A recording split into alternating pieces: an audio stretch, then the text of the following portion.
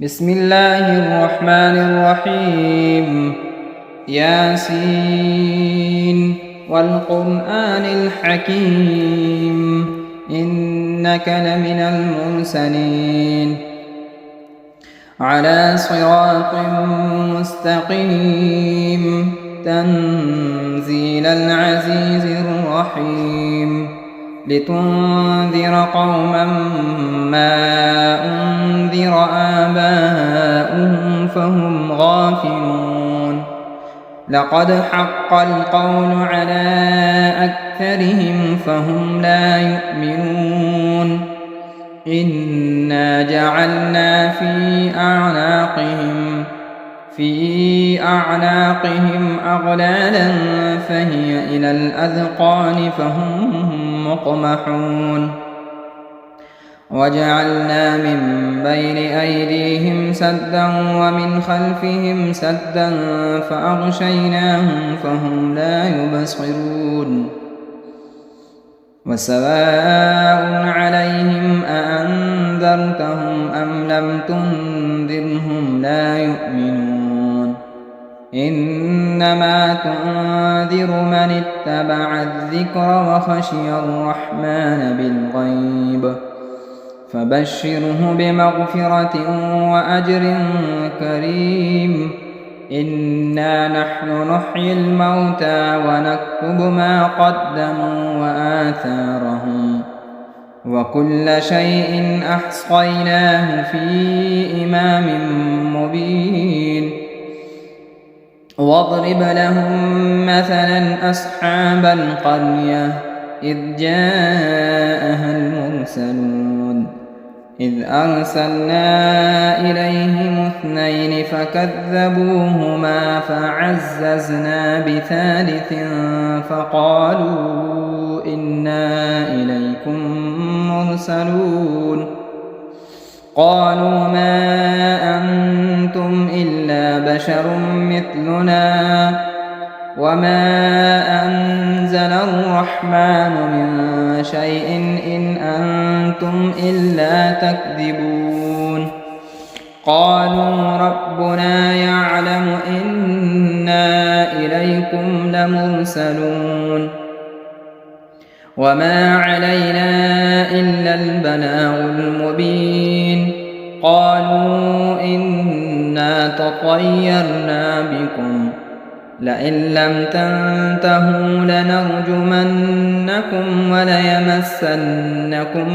منا عذاب أليم قالوا طائركم معكم أئن ذكرتم بل أنتم قوم مسرفون وجاء من أقصى المدينة رجل يسعى قال يا قوم اتبعوا المرسلين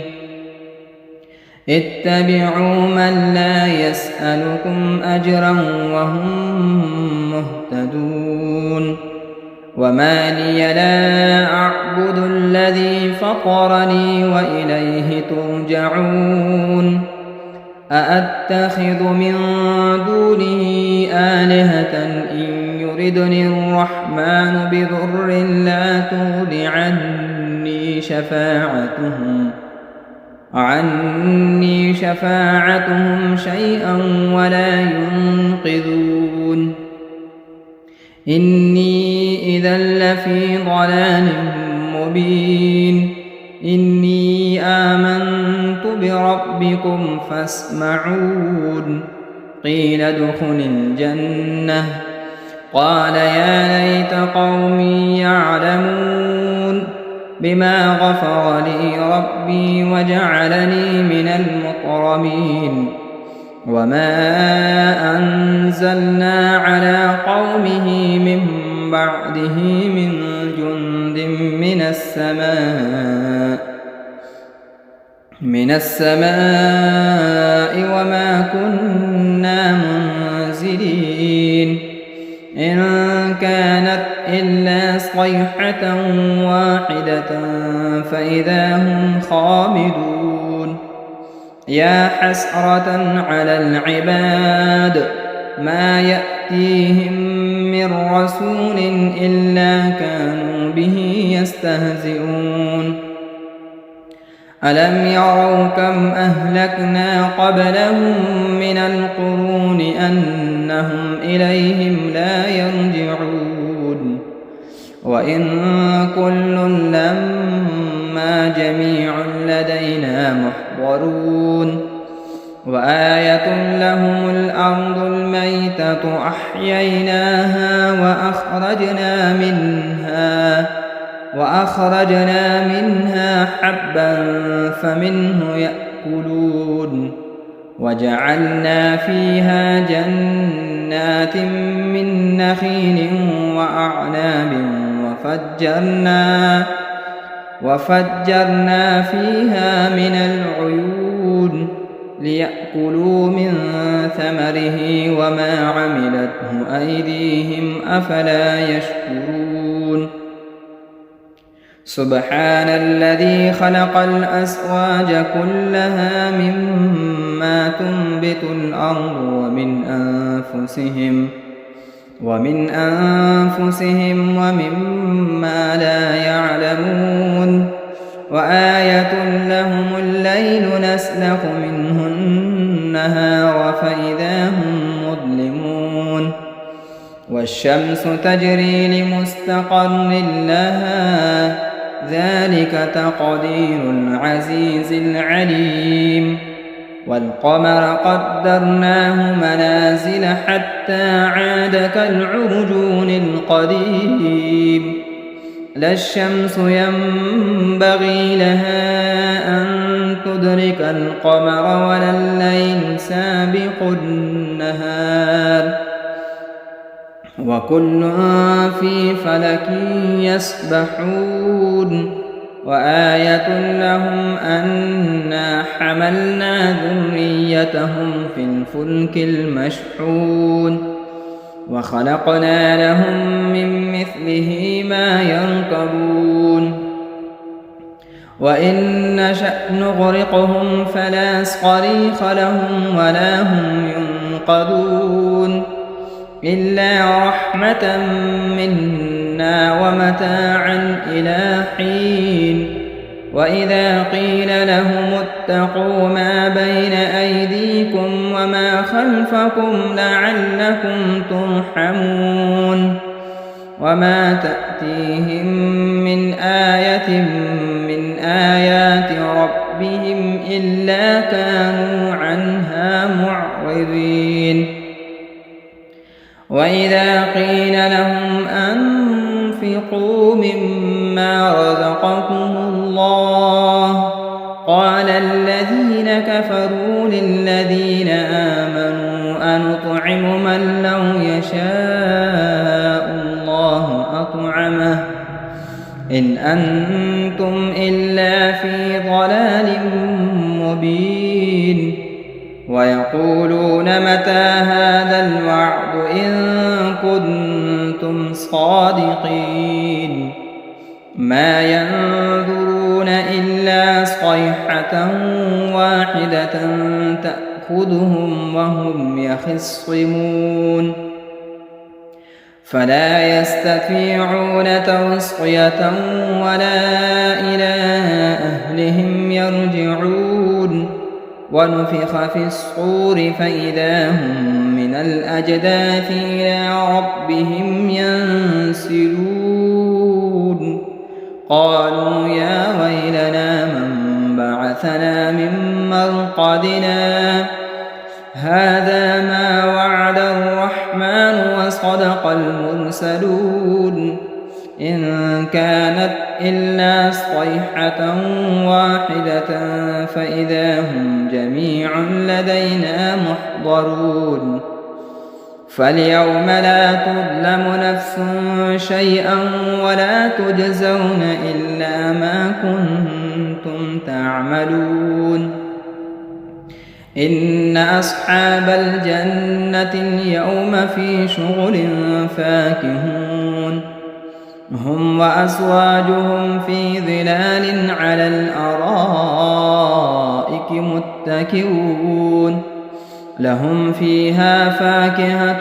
ولهم ما يدعون سلام قولا من رب رحيم وامتازوا اليوم أيها المجرمون ألم أعهد إليكم يا بني آدم ألا تعبدوا الشيطان إنه لكم عدو مبين وأن اعبدوني هذا صراط مستقيم ولقد أضل منكم جبلا كثيرا أفلم تكونوا تعقلون هذه جهنم التي كنتم توعدون اصلوها اليوم بما كنتم تكفرون اليوم نختم على أفواههم وتكلمنا أيديهم وتشهد أرجلهم بما كانوا يكسبون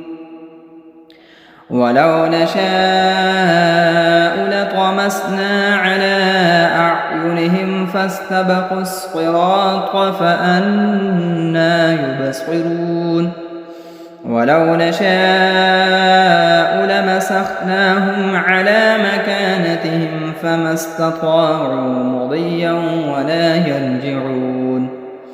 ومن نعمره ننكسه في الخلق أفلا يعقلون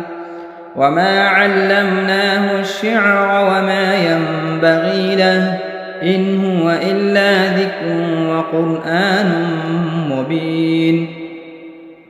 لينذر من كان حيا ويحق القول على الكافرين أولم يروا أنا خلقنا لهم مما عملت أيدينا أنعاما فهم لها مالكون وذللناها لهم فمنها ركوبهم ومنها يأكلون ولهم فيها منافع ومشارب أفلا يشكرون واتخذوا من دون الله آلهة لعلهم ينصرون لا يستطيعون نصرهم وهم لهم جند محضرون فلا يحزنك قولهم إنا نعلم ما يسرون وما يعلنون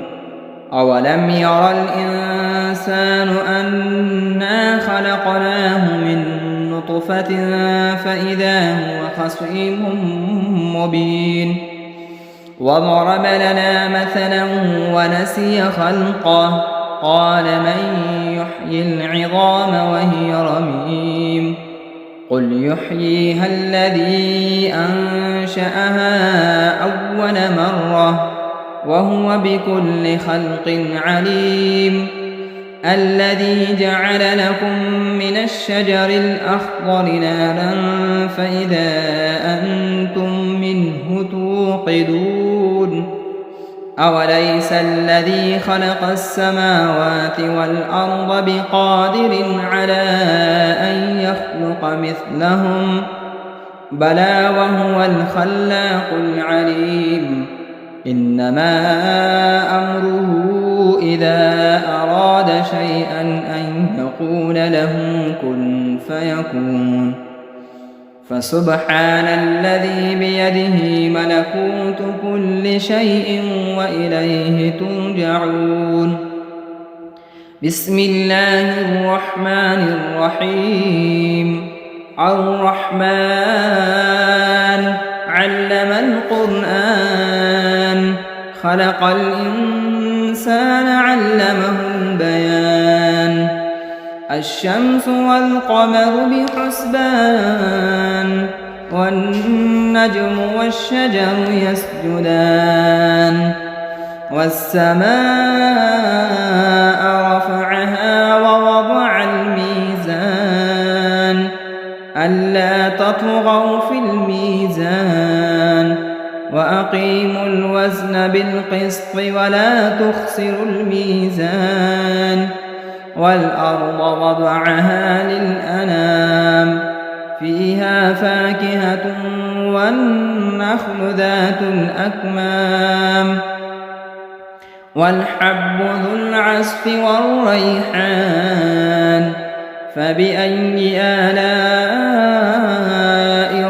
ربكما تكذبان خلق الإنسان من صلصال كالفخار وخلق الجان من مارج من نار فبأي آلاء ربكما تكذبان رب المشرقين ورب المغربين فبأي آلاء ربكما تكذبان مرج البحرين يلتقيان بينهما برزخ لا يبغيان فبأي آلاء ربكما تكذبان يخرج منهما اللؤلؤ والمرجان فبأي آلاء ربكما تكذبان وله الجوار المنشآت في البحر كالأعلام فبأي آلاء ربكما تكذبان كل من عليها فان ويبقى وجه ربك ذو الجلال والإكرام فبأي آلاء ربكما تكذبان يسأله من في السماوات والأرض كل يوم هو في شأن فبأي آلاء ربكما تكذبان سنفرغ لكم أيها الثقلان فبأي آلاء ربكما تكذبان يا معشر الجن والإنس إن استطعتم أن تنفذوا من أقطار السماوات والأرض فانفذوا لا تنفذون إلا بسلطان فبأي آلاء ربكما تكذبان يرسل عليكما شؤاد من نار ونحاس فلا تنتصران فبأي آلاء ربكما تكذبان فإذا انشقت السماء فكانت وردة كالدهان فبأي آلاء ربكما تكذبان فيومئذ لا يسأل عن ذنبه إنس ولا جان فبأي آلاء ربكما تكذبان يعرف المجرمون بسيماهم فيؤخذ بالنواصي والأقدام فبأي آلاء ربكما تكذبان هذه جهنم التي يكذب بها المجرمون يطوفون بينها وبين حميم آن فبأي آلاء ربكما تكذبان ولمن خاف مقام ربه جنتان فبأي آلاء ربكما تكذبان ذواتا أفنان فبأي آلاء ربكما تكذبان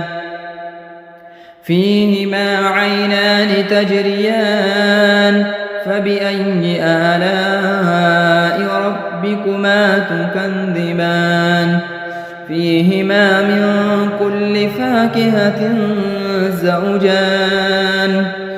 فبأي آلاء ربكما تكذبان متكئين على فرش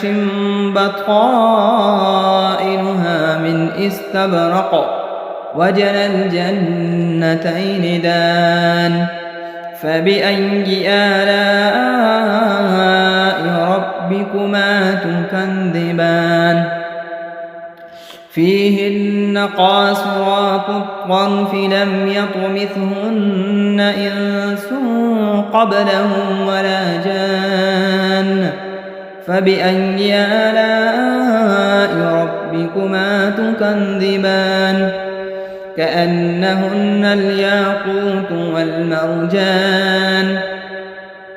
فبأي آلاء ربكما تكذبان هل جزاء الإحسان إلا الإحسان فبأي آلاء ربكما تكذبان ومن دونهما جنتان فبأي آلاء ربكما تكذبان مدهامتان فبأي آلاء ربكما تكذبان فيهما عينان نضاختان فبأي آلاء ربكما تكذبان فيهما فاكهة ونخل ورمان فبأي آلاء ربكما تكذبان فيهن خيرات حسان فبأي آلاء ربكما تكذبان حور مقصورات في الخيام فبأي آلاء ربكما تكذبان لم يطمثهن إنس قبلهم ولا جان فبأي آلاء ربكما تكذبان متكئين على رفرف خضر وعبقري حسان فبأي آلاء ربكما تكذبان تبارك اسم ربك ذي الجلال والإكرام بسم الله الرحمن الرحيم إذا وقعت الواقعة ليس لوقعتها كاذبة خافضة رافعة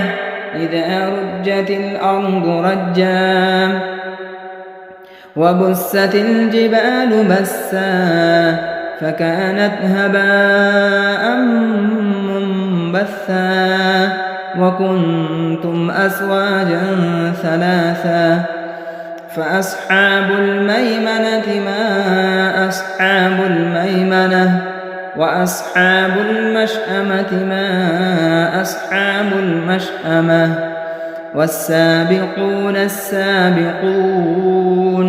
أولئك المقربون في جنات النعيم ثلة من الأولين وقليل من الآخرين على سرر موضونة متكئين عليها متقابلين يطوف عليهم ولدان مخلدون بأكواب وأباريق وكأس من معين لا يصدعون عنها ولا ينزفون وفاكهة مما يتخيرون ولحم طير مما يشتهون وحور عين كأمثال اللؤلؤ المكنون جزاء بما كانوا يعملون لا يسمعون فيها لغوا ولا تأثيما إلا قيلا سلاما سلاما وأصحاب اليمين ما أصحاب اليمين في سدر مخضود وطلح منضود وظل ممدود وماء مسكوب وفاكهة كثيرة لا مقطوعة ولا ممنوعة وفرش مرفوعة إنا أنشأناهن إنشاء فجعلناهن أبكارا عربا أترابا لأصحاب اليمين ثلة من الأولين وثلة من الآخرين وأصحاب الشمال ما أصحاب الشمال في سموم وحميم وظل من يحموم لا بارد ولا كريم إنهم كانوا قبل ذلك مترفين وكانوا يصرون على الحنث العظيم وكانوا يقولون أئذا متنا وكنا ترابا وعظاما أئنا لمبعوثون أوآباؤنا الأولون قل إن الأولين والآخرين لمجموعون إلى ميقات يوم معلوم ثم إنكم أيها الضالون المكذبون لآكلون من شجر من زقوم فمالئون منها البطون فشاربون عليه من الحميم فشاربون شرب الهيم هذا نزلهم يوم الدين نحن خلقناكم فلولا تصدقون أفرأيتم ما تمنون أأنتم تخلقونه أم نحن الخالقون نحن قدرنا بينكم الموت وما نحن بمسبوقين على أن نبدل أمثالكم وننشئكم فيما لا تعلمون ولقد علمتم النشأة الأولى فلولا تذكرون أفرأيتم ما تحرثون أأنتم تزرعونه أم نحن الزارعون لو نشاء لجعلناه حطاما فظلتم تفكهون إنا لمغرمون بل نحن محرومون أفرأيتم الماء الذي تشربون أأنتم أنزلتموه من المزن أم نحن المنزلون لو نشاء جعلناه أجاجا فلولا تشكرون أفرأيتم النار التي تورون أأنتم أنشأتم شجرتها أم نحن المنشئون نحن جعلناها تذكرة ومتاعا للمقوين فسبح باسم ربك العظيم فلا أقسم بمواقع النجوم وإنه لقسم لو تعلمون عظيم إنه لقرآن كريم في كتاب مكنون لا يمسه إلا المطهرون تنزيل من رب العالمين أفبهذا الحديث أنتم مدهنون وتجعلون رزقكم أنكم تكذبون فلولا إذا بلغت الحلقوم وأنتم حينئذ تنظرون ونحن أقرب إليه منكم ولكن لا تبصرون فلولا إن كنتم غير مدينين ارجعونها إن كنتم صادقين فأما إن كان من المقربين فروح وريحان وجنة نعيم وأما إن كان من أصحاب اليمين فسلام لك من أصحاب اليمين وأما إن كان من المكذبين الضالين فنزل من حميم وتصلية جحيم إن هذا لهو حق اليقين فسبح باسم ربك العظيم بسم الله الرحمن الرحيم تبارك الذي بيده الملك وهو على كل شيء قدير الذي خلق الموت والحياة ليبلوكم أيكم أحسن عملا وهو العزيز الغفور الذي خلق 7 سماوات طباقا ما ترى في خلق الرحمن من تفاوت فارجع البصر هل ترى من فتور ثم ارجع البصر كرتين ينقلب إليك البصر خاسئا وهو حسير ولقد زينا السماء الدنيا بمصابيح وجعلناها رجوما للشياطين وأعتدنا لهم عذاب السعير وللذين كفروا بربهم عذاب جهنم وبئس المصير إذا ألقوا فيها سمعوا لها شهيقا وهي تفور تكاد تميز من الغيظ كلما ألقي فيها فوج سألهم خزنتها ألم يأتكم نذير قالوا بلى قد جاءنا نذير فكذبنا وقلنا ما نزل الله من شيء إن أنتم إلا في ضلال كبير وقالوا لو كنا نسمع أو نعقل ما كنا في أصحاب السعير فاعترفوا بذنبهم فسحقا لأصحاب السعير إن الذين يخشون ربهم بالغيب لهم مغفرة وأجر كبير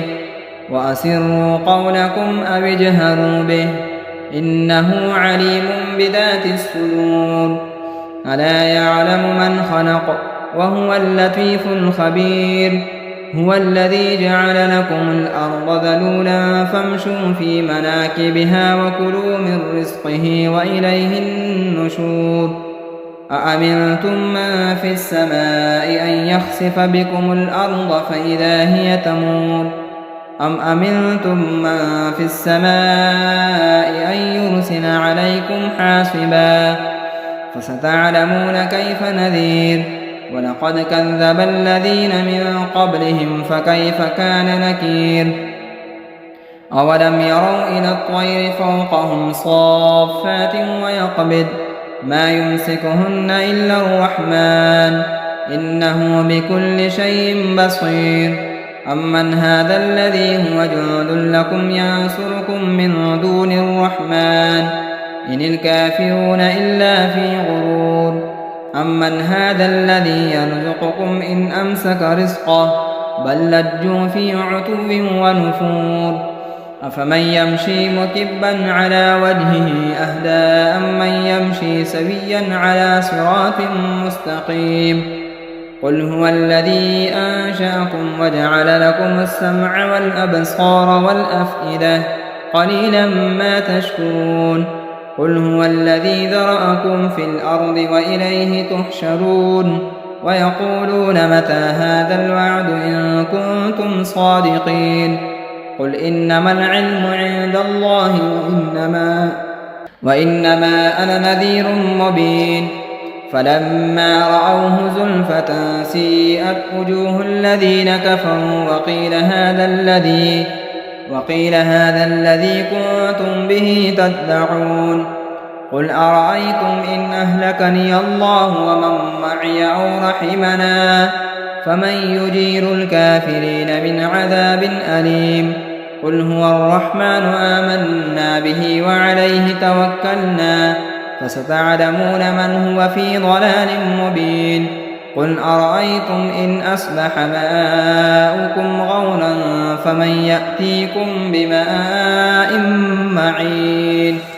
صدق الله مولانا العظيم.